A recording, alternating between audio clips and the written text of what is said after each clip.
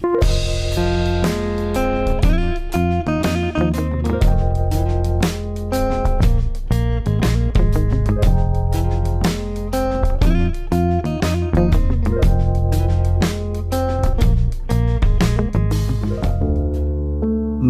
Health ডিসকাশনের পক্ষ থেকে আপনাদের সকলকে স্বাগত জানাচ্ছি আরেকটি নতুন ভিডিওতে। স্বাস্থ্য বিষয়ক আলোচনা সম্পর্কিত চ্যানেলে বরাবরের ন্যায় আজকের আলোচনার বিষয় হলো দীর্ঘমেয়াদী কেমোথেরাপির জন্য পিক লাইন করবেন নাকি কেমো পোর্ট। আজকের আলোচনাতে এই বিষয়টি রাখার বিশেষ কিছু কারণ আছে, সেই বিষয়গুলো আজ আমি আপনাদের সবার মাঝে শেয়ার করব। হয়তোবা এই বিষয়গুলো আপনাদের জীবনে একটু হলেও উপকারে আসতে পারে। কয়েক বছর আগের কথা, আমি তখন হসপিটালের ক্যান্টিনে আছি। পাশের টেবিলের এক ভদ্রলোক ওনার ছেলেকে নিয়ে আছেন। দুজনের সামনেই প্লেটে খাবার রাখা আছে, কিন্তু খাবারের নজর তাদের নেই। ভদ্রলোক বলছেন, প্রতি সপ্তাহে একবার এত দূর থেকে কিভাবে আসবো, আসা যাওয়ার একটা ভাড়াও আছে বটে, প্রতি সপ্তাহে ড্রেসিংয়েরও একটা খরচও আছে, কিভাবে সব মেটাবো। ছেলে তখন বলল, কি করব, ডাক্তার লিখে দিল যে। তখন আমি ধৈর্য হারিয়ে ওনাদের জিজ্ঞেস করলাম, কি হয়েছে। তখন ভদ্রলোকের ছেলে বললেন, কাকু, ডক্টর প্রেসক্রিপশনে লিখে দিয়েছেন 6 chemo cycle with PICC line. কেমোথেরাপির জন্য পরের দিন আমরা যখন অ্যাডমিট হলাম, নার্সিং স্টেশন থেকে বললেন যে পিক লাইন করতে হবে। হসপিটাল ফার্মাসিতে বলা হয়েছে ওষুধপত্র দিয়ে গেলে পিক লাইন করে কেমো স্টার্ট করা হবে। কিছু সময় পর কেমো কমপ্লিট হয়ে গেল, তখন তারা কিছু রেস্ট্রিকশন ধরিয়ে দেয়। তখন আবার পাশের বেডের এক ভদ্রলোক বললেন, আপনাদের কেমো পোর্ট করলে হয়তোবা ভালো হতো।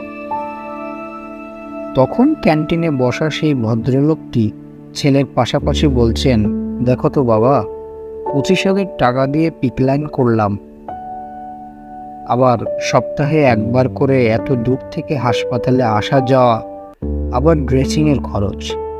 তাহলে আগে জানলে তো টাকার কষ্ট হলেও কেমো পোর্ট করিয়ে নিতাম। তারপর উনি হাউমাউ করে কেঁদে ফেললেন, এই বলে যে আমি তো নিজে মরবই, অন্যদিকে ছেলেটাকেও মেরে ফেলব। অপরদিকে ছেলেটা হয়তো অশ্রু আটকে রেখেছে অনেক কষ্টে, কিন্তু তাকে দেখে বুঝতে পারলাম যে তার ভেতরটা কতটা জ্বলছে, পুড়ছে। এমনও হাজার হাজার পরিবার বা পেশেন্ট রয়েছেন যারা নিজেদের সমস্ত কথা ডাক্তারকে বোঝাতে ব্যর্থ হন, কারণ বর্তমানে ডাক্তারদের হাতে সময়ও কম। বাইরে আরও অনেক রোগী আছেন, আবার ডাক্তাররাও পুরো বিষয়টা বুঝিয়ে রোগীদেরকে বলেন না। সেই কারণেই এমন অনেক পেশেন্ট বিপদে পড়ছেন। এবারে আসুন গল্প শেষে পিক লাইন এবং কেমো পোর্ট সম্পর্কে কিছু তথ্য জেনে নেওয়া যাক। হয়তোবা এর মাধ্যমে কেউ উপকৃত হতে পারেন। পিক লাইন এবং কেমো পোর্ট উভয়ই কেমোথেরাপির জন্য প্রয়োজন বিশেষ করা হয়ে থাকে।